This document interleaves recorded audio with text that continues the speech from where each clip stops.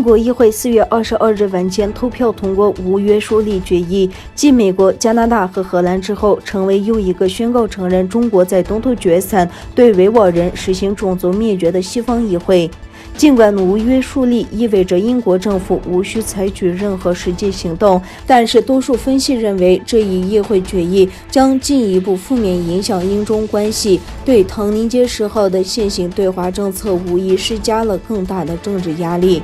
主笔起草决议的保守党议员甘尼在议会发言中也批评了政府在维吾尔问题上被联合国和国际法庭的框架约束，并指出中国不可能被送上国际法庭，因此议会必须夺回控制权。议会库莱西说，今天的投票必须标志着一个转折点，没有人可以否认在东突厥3地区发生的大规模虐待事件。至此，英国与美国、加拿大和荷兰等国一起正式认定北京当局对维吾尔人实施种族灭绝。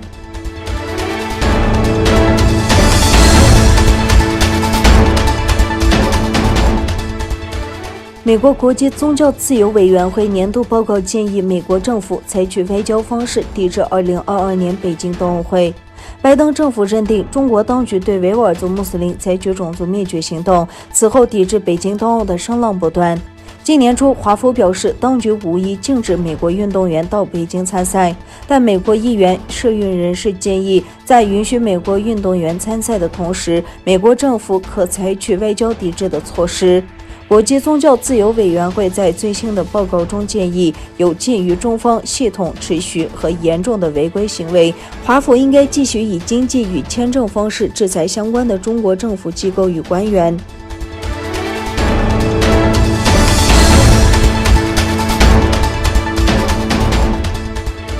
针对欧洲取消维多利亚州政府签订的一带一路协议，中国外交部新闻发言人王文炳周次对此表达强烈反对，再次敦促欧方立即撤销错误决定，改弦更张，停止对中欧关系不负责任的言行，停止对两国正常合作交流无端设限，否则中方必将坚决有力回应。王文炳在外交部举行的例行新闻发布会上称，欧方审查了多项协议，最终决定撤销4项，其中同中方签署的协议就有2项，包括所谓不针对特定国家，这根本站不住脚。欧洲外交部周3表示，欧洲已经取消了2项维多利亚州与中国签署的有关一带一路合作的协议。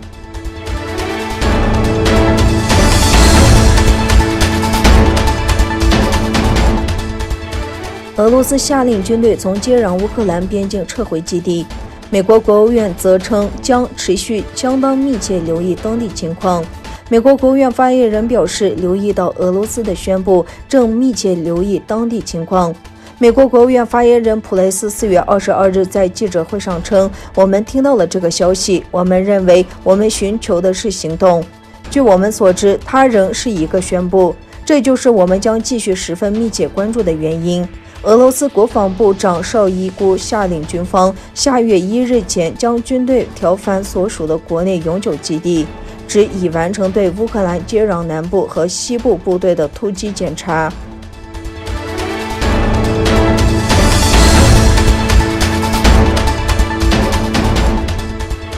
印度单日新增病例激增，创下中国新冠病毒爆发以来印度国内和全世界单日确诊最高纪录。印度卫生部4月22日数字显示，印度过去24小时内新增病例314835例，创下新冠疫情爆发以来印度国内和全世界单日确诊最高纪录。同日，印度新冠死亡增加2104例，这也是印度单日新增死亡最高值。印度3月宣布，从不同邦收集的样本中检测到一种新冠病毒双突变变种。病毒学家解释，病毒刺突蛋白关键区域的双重突变可能使病毒更具传染性。根据美国约翰霍普金斯大学的数据，这是自新冠疫情爆发以来单日记录最大数字。